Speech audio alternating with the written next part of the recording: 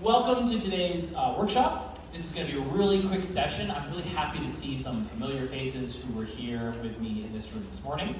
Let me introduce myself to those of you who I have not met yet. My name is Dave Collins. I'm the founder and CEO of Oak and Reads. It's an interactive training company based here in the Bay Area. I live in Castro Valley with my wife, my son, my 2 cats. And my background is actually twofold. I started my career as a change management consultant doing workplace strategy design. So we would design corporations' offices and then train people how to use the new, more open, collaborative, functional spaces. Lots of collaboration and workshop. Come on, there's plenty of seats up front. I will not call on you if you're in the front row. Don't worry, you can't hide. The other half of my background is I'm an improviser, a performer. So I've been coaching and performing improv comedy since high school, which is now getting to be a long time away. That's the story of how I formed Oak and Reads. I combined a little bit of my corporate consulting work and facilitation work with my improv work and founded a company based on training people in a corporate environment how to communicate better, how to collaborate better, how to give feedback, coaching, all sorts of critical individual and managerial skills. Now, today's all about storytelling. My business name actually has a story behind it. And I named my business Oak and Reads for 2 reasons. The first is it's the name of an Aesop's fable that I found to be really compelling. So by a show of applause, who here has heard of Aesop's fables? Yeah. Tortoise and the hare, these famous old stories with a little bit of a lesson behind them. Same show of applause. Who here knows the story of the Oak and the Reeds? One up there, perfect. You're on my team here. That brings me to the second reason why I named my business Oak and Reads, and it's because the URL was available. So I decided to do that, cross it off the list, and do the 10,000 other things I had to do to start my own training business. The short version of the story goes like this. So there was a big, tall oak tree standing by the side of a river. And the oak tree had a little bit of an attitude, a little bit of an ego. And it was talking to some reeds, these tall grasses by the riverside. And the oak tree said, look at me, I have this fantastic old big tree. I've got these deep roots, this humongous trunk, these long branches, thousands of beautiful leaves. And you're just a bunch of flimsy reeds. You're like these tall grasses. You're weak, you're flimsy. Every time there's a little breeze, you basically blow over and touch the ground. I can't imagine how you've survived this long. You're weak. Of course, things changed. So overnight, a huge storm rolled in. Thunder, lightning, wind, hail, the works. And the storm was so strong and so powerful that it actually picked the oak tree up by its branches, tore it out from the ground, snapped its trunk in half, and killed it instantly. But the reeds, on the other hand, survived.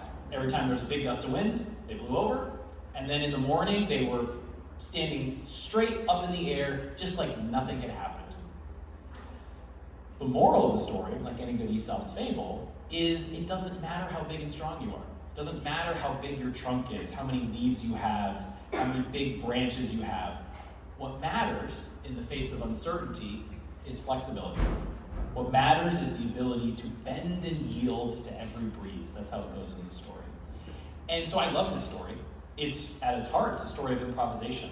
It's a story about change. It's a story about all the things I've spent my career working on and training people how to do, whether it's to get up on stage and improvise and create out of nothing, or to train teams going through a merger or an acquisition or a belt tightening or a restructuring or new technology or whatever types of myriad changes going on in all of our organizations.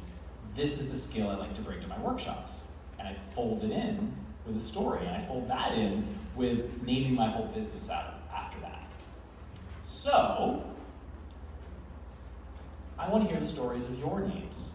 We're going to do a quick 2-minute exercise. So you're going to make best friends with whomever's sitting right next to you, and you can do a group of 3. It's totally fine. This is going to be 3 minutes.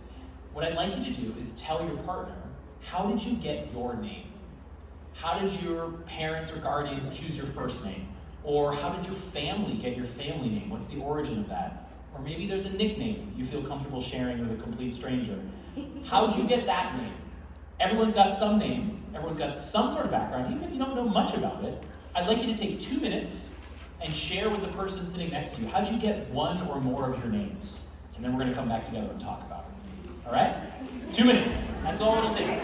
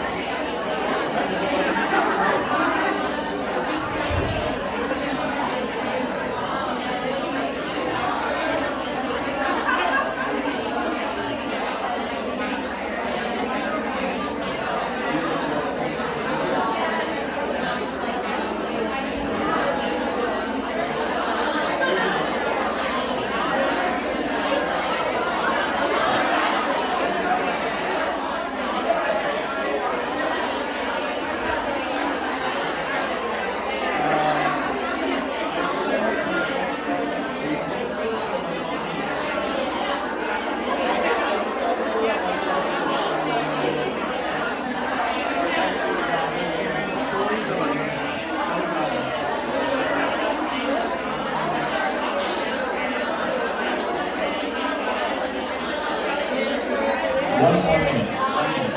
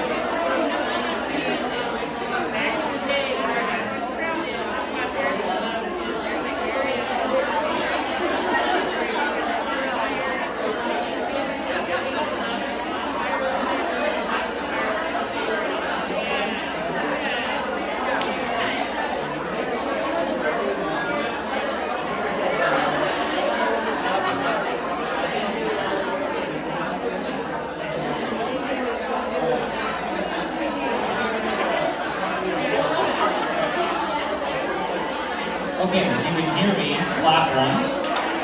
If you can hear me, clap twice. All right, let's come back together. Thank your partners for sharing. Fun little intro.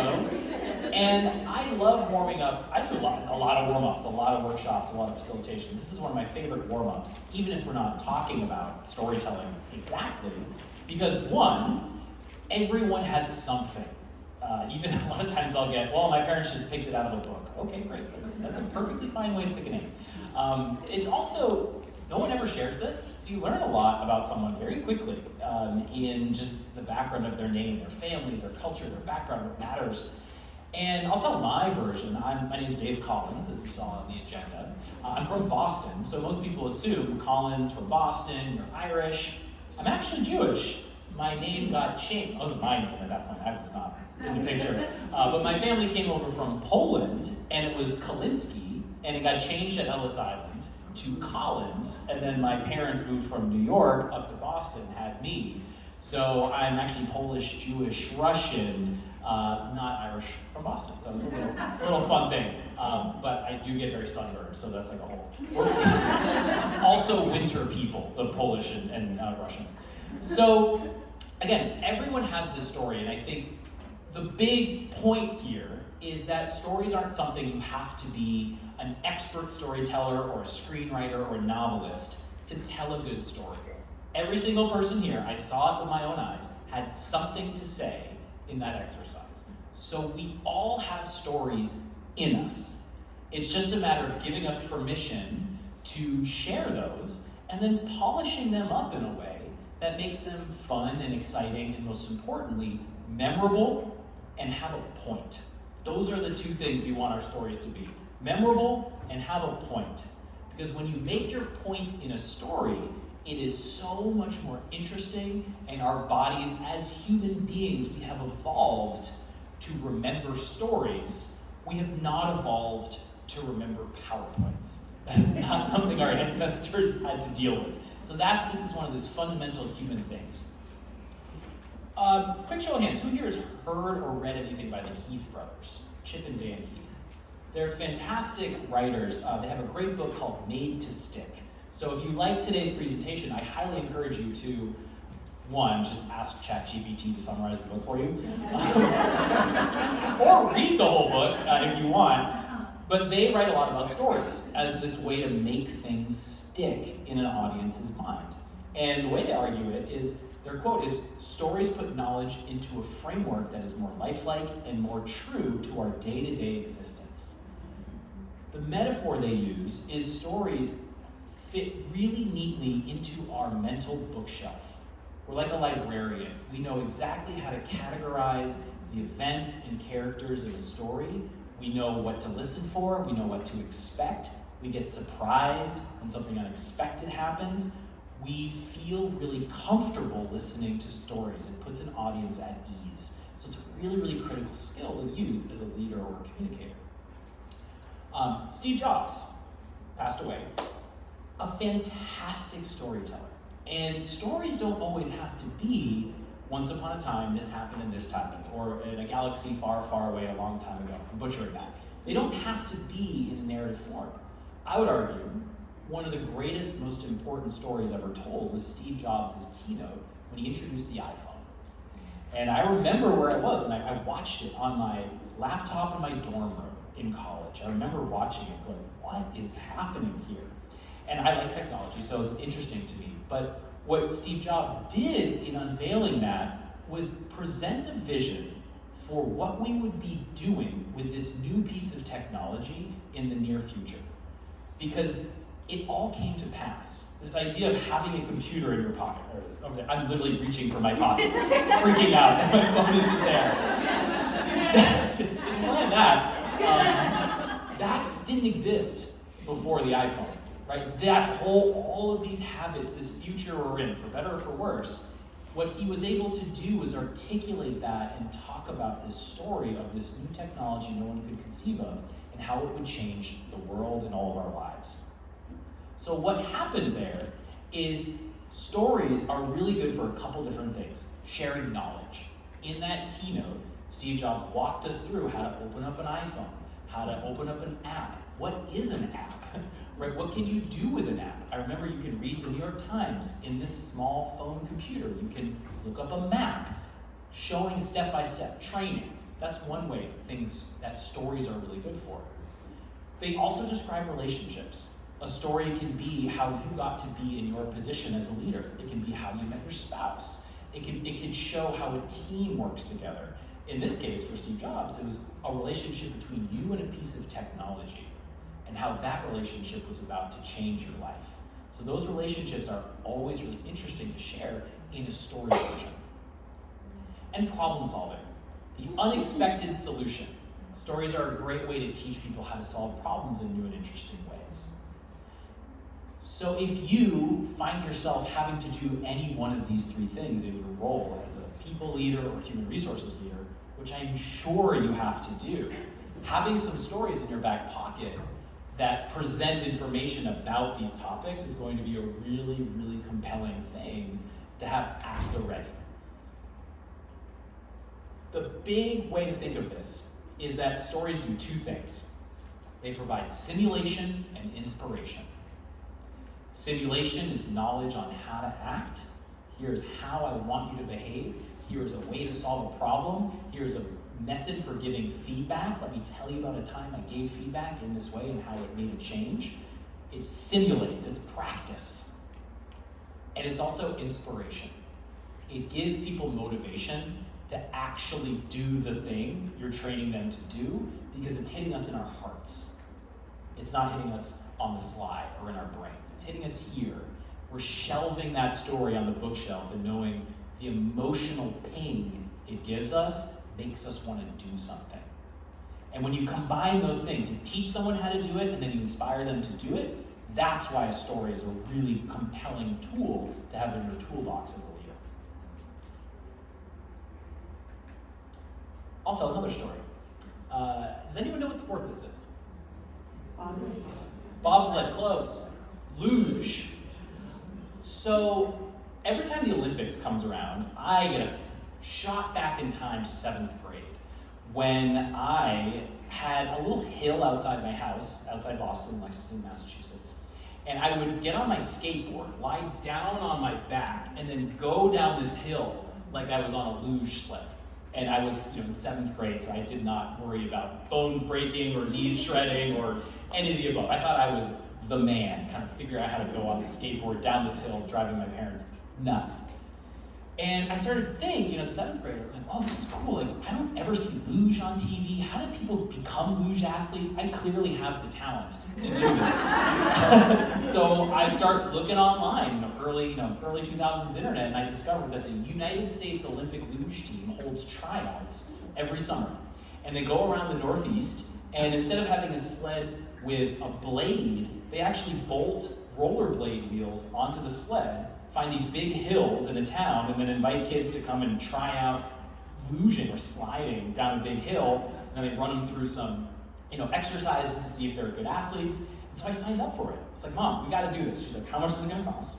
It's like $50 for a day. She's like, great, your brother's going with you. And we're going to do this for a day. So we went out to Western Massachusetts. They had a whole setup, a tent, down this giant hill. I got to get on a real luge sled with rollerblade wheels, go through these cones. They tested us on pull-ups and our running, and I was like, this is awesome. And I got a t-shirt at the end of the day, and I was very happy. It's like, great, problem solved. This was fun. 2 months later, I get a big, thick envelope in the mail. And this envelope stamped USA Luge Team to David Collins. I open it up. And in it is a whole bunch of forms and medical forms, and ultimately it's an invitation to come to Lake Placid for a 3-week luge camp in the middle of the winter to try out for the USA Luge Team officially. They invited 20 kids from all these things, and I'm loving this. I tell all my friends, I'm basically in the Olympics right now. This is awesome. Watch me on NBC. Check me out. So I go. I take a 6-hour Greyhound bus ride by myself as a 7th grader. I get to stay in the Olympic training center with all the professional athletes. The U.S. women's hockey team was all staying there, and as a little 7th grader, the women's hockey team, they were basically goddesses to us, and they thought all our 7th graders were really cute. We got to go to the game, and we got to go on the full track. Not all the way up from the top, but a third of the way up. So we were sliding on ice, going about 30 miles an hour, super fun. Fast forward another 6 months, another thick envelope comes in the mail, and they want me to join the development team. And I burst into tears because I knew if I made that choice, what that would require was this was the thing I would be doing. This is the thing I would be doing as a 7th grader. I'd have to go up there by myself every other weekend in the winter, up for 2 months in the summer, not go to summer camp, not play baseball, not see my friends. This would be the thing. And this was one of those choices I had to make. Agonized over it, gnashed my teeth, and I said no. I decided not to. And it's one of those moments in my life where I said no and I quit. But I also think about what I would have missed had I done that, right? That would have been the thing. Luge would be my thing. I wouldn't have been able to do improv. I wouldn't have been able to really do all the things that my life actually turned into. And I don't regret it, but I do watch luge now on the Olympics and go could I have done that? I don't know. And so I tell this story as a way to talk about quitting when it's time to quit, right? It's a fun story, it's a silly story. Nothing bad happened to me. I had a great childhood. Middle school was great, right? But this was an option I had. It's a road not taken. And so I have this story in my back pocket now that I tell when I want to talk about understanding quitting or understanding the emotions of quitting. And it goes into what do I want to simulate versus what I want to motivate people to do. And I would challenge you to think about two things, right? What are some of these moments in your life, these emotional moments, these kind of interesting things that have happened to you, big or small, and how do they either show a decision-making process or show someone how to do something? Like, how do you try something and then not do it? How do you try something and quit? And how do you motivate someone to take that action? So I want to talk a little bit about crafting a great story, because it's one thing to think about, all right, I have some story ideas, but what makes a story really compelling? And so the Heath brothers talk a lot about storytelling as with a success framework. So this is a storytelling tool you can borrow. So the luge story, I tried to use a lot of these tools. A great story is simple. What's the core message of that luge story? It's know when to quit, right? Be okay with that. It's unexpected, right? I don't know if anyone came to the HR Star 2024 conference ready to hear a story about a little boy on a luge sled, right? That's kind of weird. That's fun. That's useful. You want to surprise people. Again, that's that bookshelf of listening to stories. I would say most of you didn't have a space in your internal Dewey Decimal System for keynote speaker talking about luge. Right? That's unexpected. That's new. Concrete. I want to describe what it's like. I want to use sensory language. I want you to see what I was experiencing in those moments, the moment where I got upset, the moment where I was elated. All of those things are really important. Same with credibility. Using data or detail. Always having those sprinklings. Specificity is the key. Emotions, highs and lows, right? People care about people, so it's much more interesting to feel and see a human moment than to skate over that. And that's something you don't want to skip, even if you're telling a story in a professional setting. Keep the emotions. That's the stuff that brings the audience in to what you're saying. And again, stories, they put stories kind of here twice in their acronyms. It's a little much. But you want to have that simulation and inspiration. That's, again, tying it back to why we tell this in a story framework. So this is just a checklist. When you're writing out a story and you're thinking through it, do you have all of these things? This is what will help make it memorable and help the audience imagine what you're talking about rather than just kind of zoning out. Another really critical thing for telling great stories is figuring out where's the raw material. What do I even talk about, right? So I've been working for years to just create a process for thinking of moments in my life that might be a good story. A lot of you might be starting that process. So journaling is a great way to get these things out, setting aside time. But if you don't have that time devoted to writing or journaling or story writing, one simple way is just to think about what were moments where you felt a strong emotion. There's going to be a story there. So if it's a moment you felt a strong emotion at work, that's even better, because there's going to be a story you could tell in a professional setting. So moments you felt really happy or hopeful, right? The moment you got your final round interview for your current job, what did you feel in that moment? There's a story there. Or worried or frightened during COVID, right? Were you nervous? Does your company go through some restructuring? Did you have challenges at home? Was it difficult to stay inside? Like all of these fears, there's a story there. I'll tell a story about that later.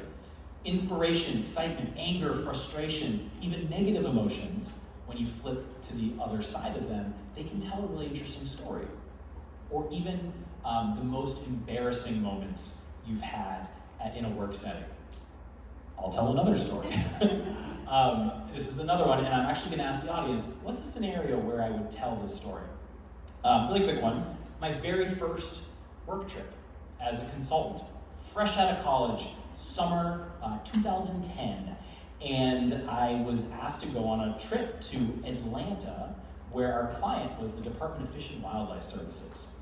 And so I'm really excited. We got to stay in this hotel. I've never been on a business trip before, so I packed my bags, went to Atlanta, we're in the hotel, and I text one of my friends who was still in college in Atlanta and said, hey, I'm in town, would love to see you. Can we hang out? I've got this night free before our day of workshops with the client. He said, great, come on over. That was my first mistake. He was a senior in his senior spring, staying in a house with 10 guys, and this was a Wednesday night. That was the last thing I really remember about the night. At some point, we went to a club that was underneath the parking lot. There was a lot of music. It was a very late night. It was a series of poor choices.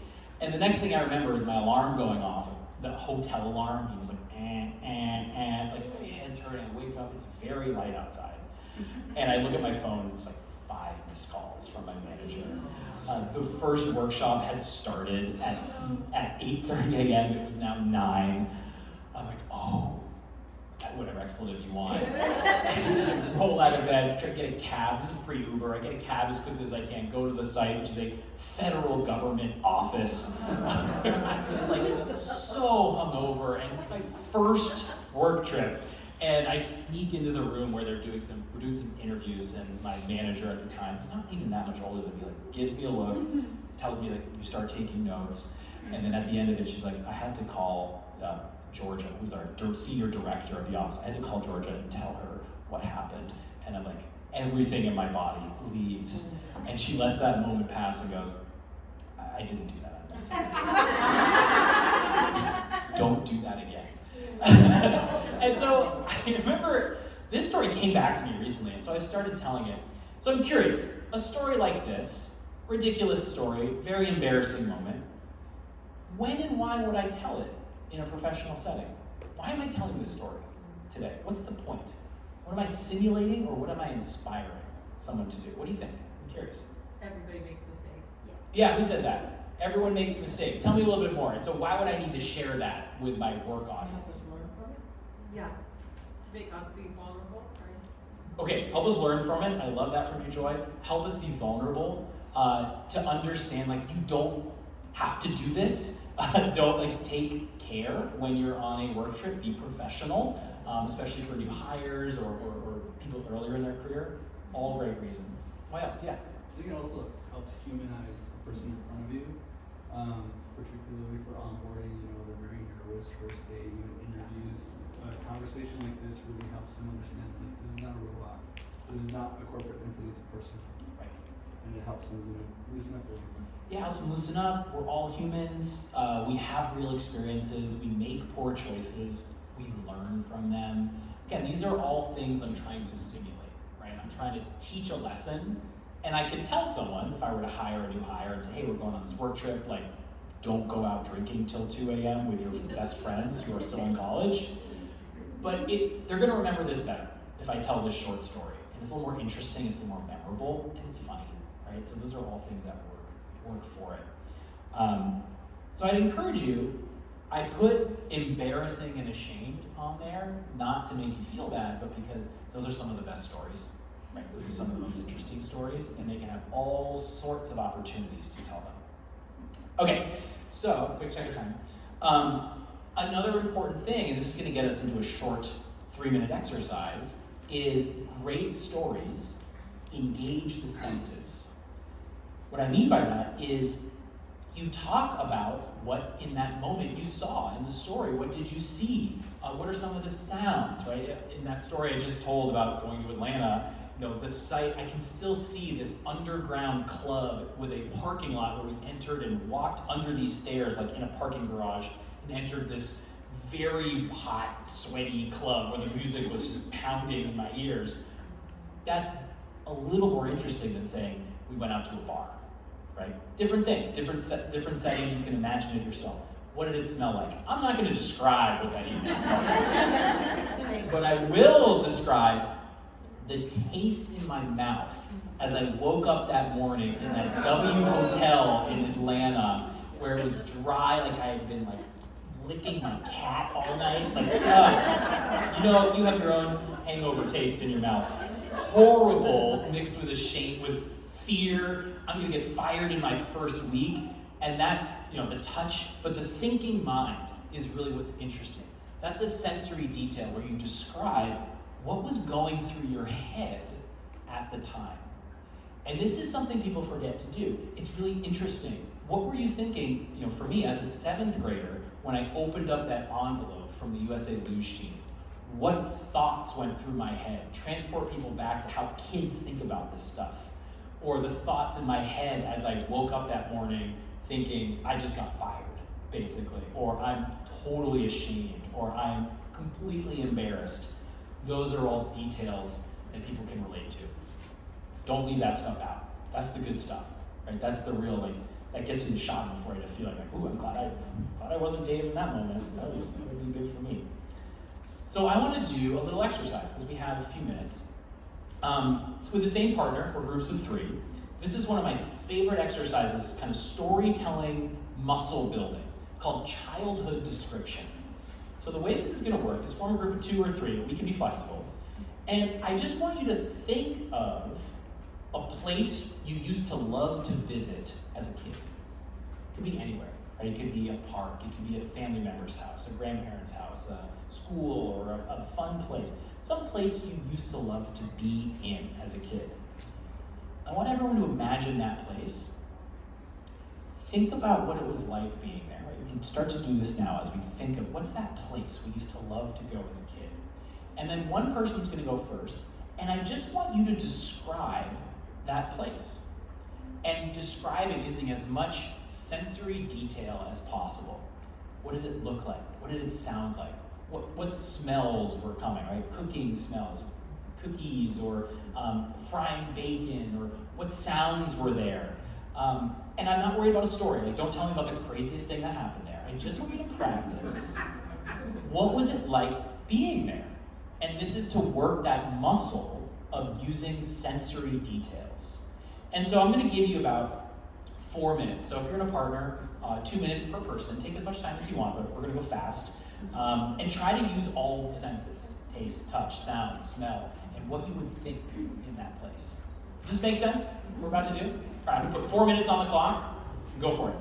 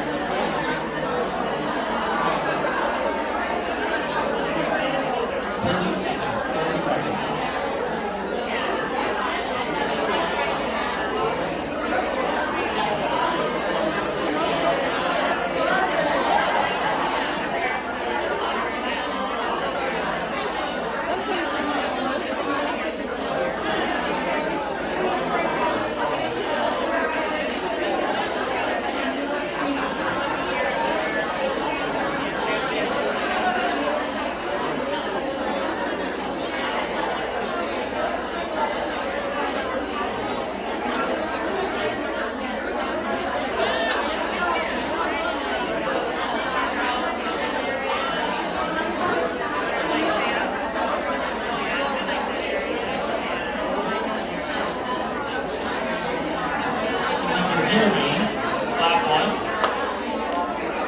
If you can hear me, clap twice. If you can hear me, clap 3 times. Okay, great. That's a fun one. I hate pulling us back from that exercise. One of my favorites. Again, as an observer, I've done this exercise many times. Everyone has somewhere. Everyone has something or somewhere they can describe.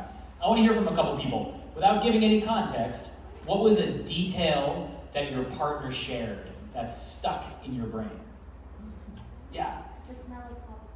The smell of popcorn. Yeah, that's a real one. Yeah. Right there. Stand up and real loud. The sound of a waterfall. Sound of a waterfall. I like that. Yeah, I see another hand over here. Yeah. My partner shared a beach, of course, or like small islands. Yeah. Sand. Yeah, feel of sand in your fingers and your toes. Yeah. The taste of sand as your 1-year-old shoves it in his tail. I just had that one recently. Yeah, back there in the glasses. So she shared with us the amusement park, the roller coaster her dad took her, but she would say it's my stomach when you go up and down. Yes. I saw another hand right there. Yeah, glasses on your head. Yeah.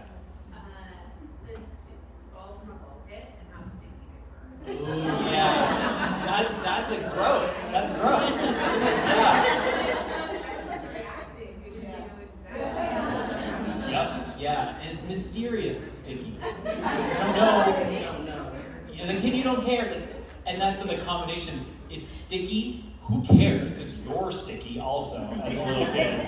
And then as an adult, we think of that stickiness as a completely other thing. That in your mind of the kid, it's so great. So we could go on and on. But again, the point here, I think, is clear, right? This is, one, we've all got this ability. We've all got these memories. And with some prompting, we can call out these great details. And what happens when we give these details is that's pleasurable to the audience. That's where the dopamine release comes in play when an audience member hears you describe, the smell of popcorn, right? Or the stickiness of the ball. We imagine that in our mind's eye. There's a dopamine release because that's fun. And dopamine is tied to memory. So all of that works in concert. If you tell an interesting story with a lot of fun details, people like listening to it, and if they like listening to it, they're much more likely to remember it. So it's this positive, virtuous cycle. If you tell boring stories that are vanilla and don't have any detail in, people aren't going to pay attention and they're not going to remember it. So this is a worthwhile skill. It doesn't mean you have to become this amazing, this American life level storyteller, but just sprinkling in some of these details goes a long, long way. So remember, have at least one of each of these categories in a short story you tell, and audiences will love it. You'll be above and beyond any sort of run-of-the-mill storyteller. Okay, let's get to why we're here. Mission-driven stories.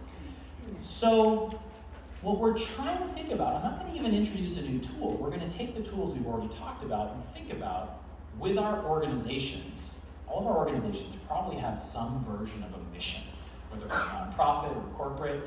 And with that mission, we want to think about how do we simulate that mission?